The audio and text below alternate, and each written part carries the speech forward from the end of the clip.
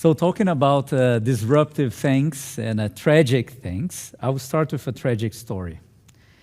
And this is about, the September 11th, 2001. So everyone remembers, that was old enough to remembers what they were doing on that day.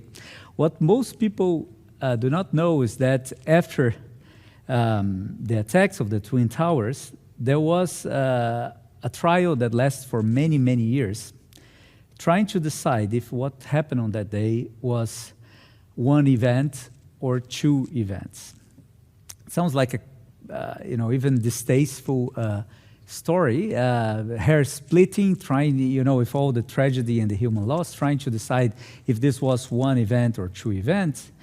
But this was a very, very important question. Not a $1 million question, but a $3.5 billion question.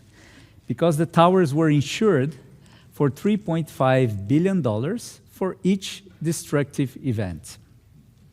So the question there was, do we have one event composed of two parts, or do we have two events? And in which case, the towers would be entitled to claim $7 billion as opposed to 3.5. I guess you guys have an opinion by now. People, if you read the transcript of the case, this is really a very, very interesting exercise in ontology. In ontology, in the original sense of the term, not ontology as the term has been used or maybe misused in the past years as just a kind of logical specification, but ontology in the original sense of the term. So on one hand, we have one argument saying that this was two events because, they are occupying different spatial temporal regions and they have different participants and so on. On the other hand, you have the argument that these are not just events.